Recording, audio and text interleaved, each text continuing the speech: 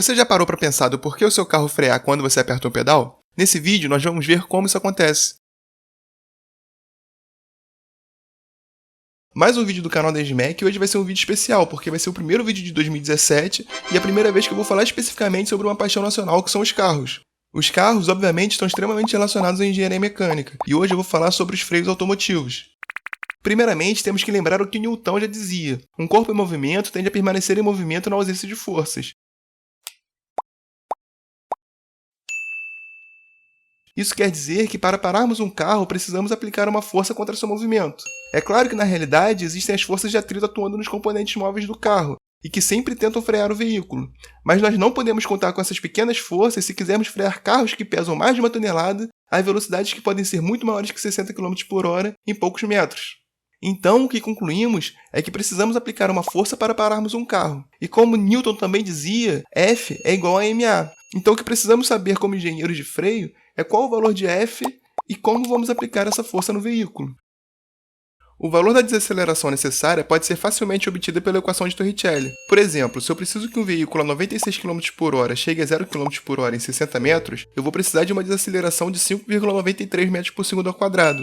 É comum também usarmos a unidade G quando falamos em aceleração ou desaceleração, que é simplesmente uma referência com a aceleração da gravidade. No meu exemplo, que eu preciso de uma desaceleração de 5,93 m/s ao quadrado, dividindo por 9,8 m/s ao quadrado, que é a aceleração da gravidade, eu obtenho a aceleração em Gs, que é igual a 0,60.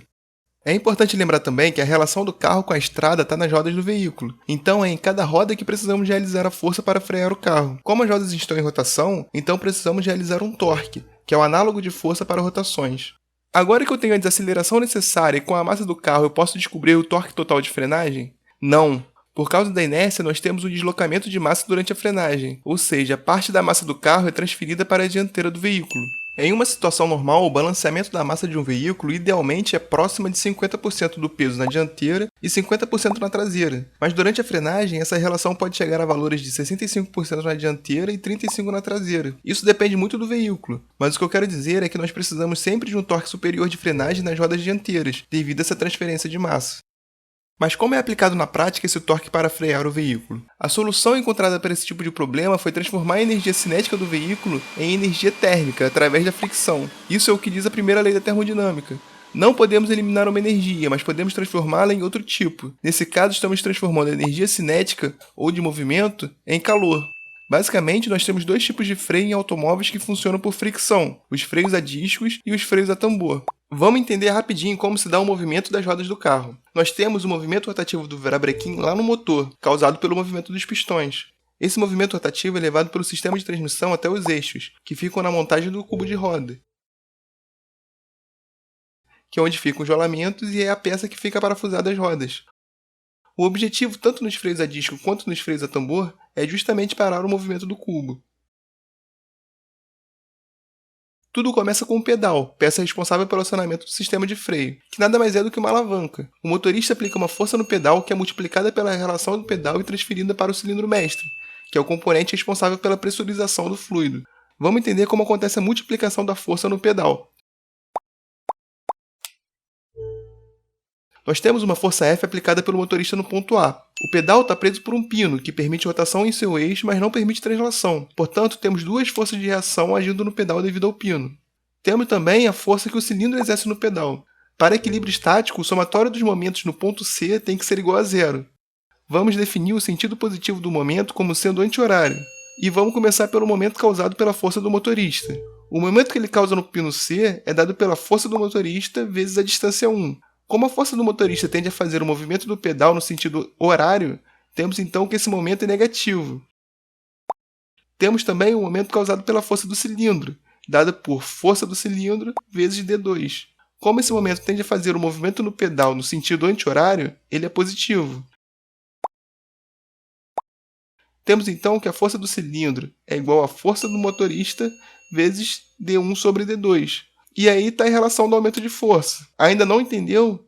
Vamos fazer de conta que D1 é 10 vezes maior que D2. Então a força no cilindro é igual a 10 vezes a distância 2. Pela ação e reação, ou terceira lei de Newton, a força que o cilindro exerce no pedal é a mesma que o pedal exerce no cilindro. Nos carros convencionais, geralmente a relação de pedal, ou D1 sobre D2, é igual a 5.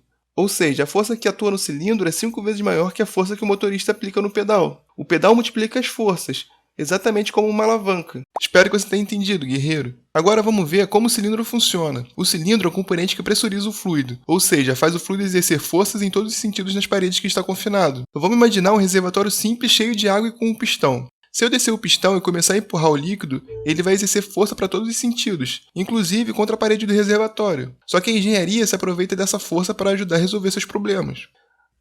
Vamos entender o que são essas coisas que existem no cilindro mestre. Nós temos o reservatório de fluido e, nesse caso, 2 pistões e 2 molas de retorno. Nós podemos ver também as portas compensatórias nessa vista em corte. No acionamento do sistema, o cilindro mestre recebe a força que vem multiplicada do pedal. Ao receber a força, o primeiro pistão começa a se mover, comprimindo a primeira mola. A pressurização começa a acontecer quando o pistão passa da porta compensatória de fluido. A partir desse momento, nós temos também o início do movimento do segundo pistão, que irá pressurizar a outra parte do fluido.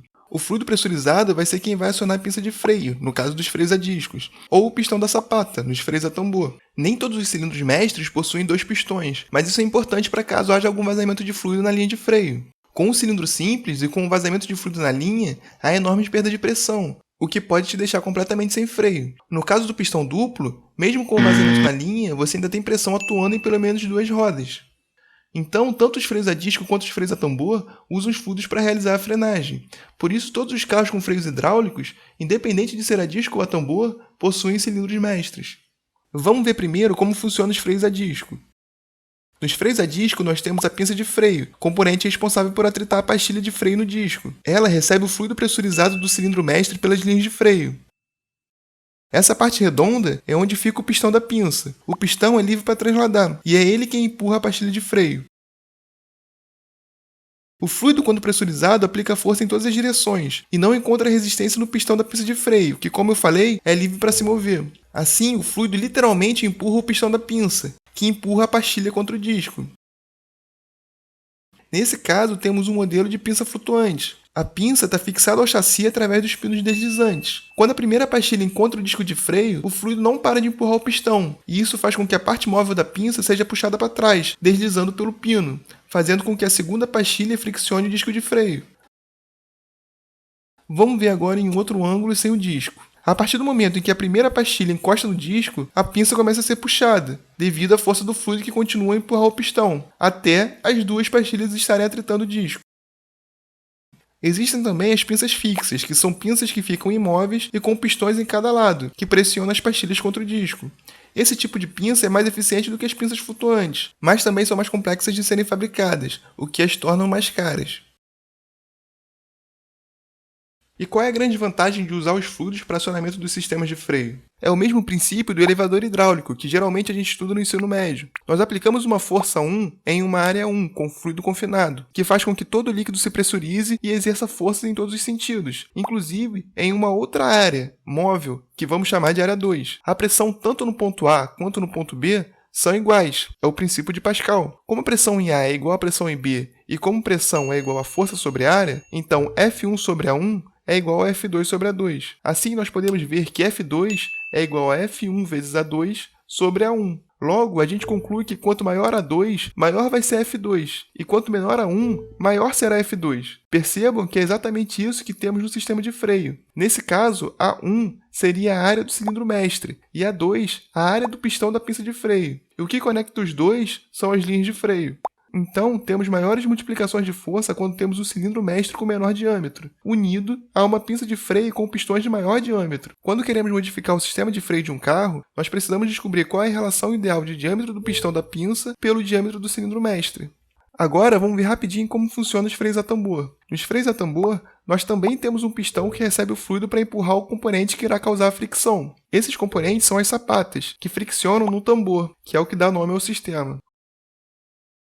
Como eu já disse, o sistema de freio transforma o movimento cinético em calor, e por isso, os componentes esquentam muito. A eficiência de um freio pode ser avaliada pela velocidade de dissipação de calor que seus componentes são capazes. Em carros de corrida, que são veículos que exigem muito do sistema de freio, porque é preciso frear sob altas velocidades e a curtos espaços, é comum ver os discos ficarem incandescentes. Reparem também como são os freios da dianteiras que são os que incandescem. Como eu mostrei lá atrás, são eles que são mais requisitados. Mas voltando a falar da temperatura, elas podem chegar a 800 graus em condições extremas. E temos que tomar cuidado, pois a temperatura de ebulição dos fluidos de freio fica na casa de 200 graus Celsius. Por isso, materiais do sistema de freio precisam ser tais que mantenham suas propriedades mecânicas sob altas temperaturas e precisam ser bons dissipadores de calor, não deixando o calor do atrito passar para o fluido. Essa é a grande vantagem dos freios a disco. Eles são um sistema mais aberto do que os freios a tambor, o que permite maior refrigeração. Muitas vezes os discos ainda são ventilados, o que faz com que haja maior fluxo de ar para arrefecer por convecção, além de aliviar no peso do sistema. Os freios a discos permitem operações em até 800 graus Celsius, enquanto os freios a tambor são muito mais sensíveis, tendo que operar a no máximo 400 graus. Outra grande vantagem é que com o giro do disco, há a atuação da força centrífuga, fazendo com que seja difícil o acúmulo de sujeiras. Como a maior solicitação de freio são nas rodas dianteiras, muitos carros possuem freios a discos apenas na dianteira e freios a tambor na traseira. Então é isso, galera. Nesse vídeo passamos por um pouco de tudo. Falamos das 3 leis de Newton, de estática, um pouquinho de mecânica dos fluidos e até de transferência de calor. Por isso, não deu para aprofundar muito. Esse assunto é muito rico em engenharia e muito extenso, mas eu espero que tenha dado para dar uma noção geral. E em outros vídeos nós podemos ir um pouco mais a fundo e falar de coisas que ficaram de fora, como os servofreios, ABS e muitas outras coisas mais. Eu aprendi muito do que sei graças ao projeto desse carro aí que vocês estão vendo. Esse carro é um protótipo de corrida de uma competição chamada Fórmula SAI. Lá no Cefet do Rio existe essa equipe, chamada Equipe Alfa, que está batalhando para tirar esse carro do papel. E esse ano isso vai acontecer. Você pode ajudar a equipe curtindo a página no Facebook, porque isso ajuda muito com os patrocínios. Então passa lá e curte a página para acompanhar o projeto saindo do papel. Aproveita que você já vai estar no Facebook e dá uma olhada na página do canal também, que eu tenho colocado bastante coisa. Então é isso, galera. Eu espero que vocês tenham gostado e aprendido alguma coisa. E valeu!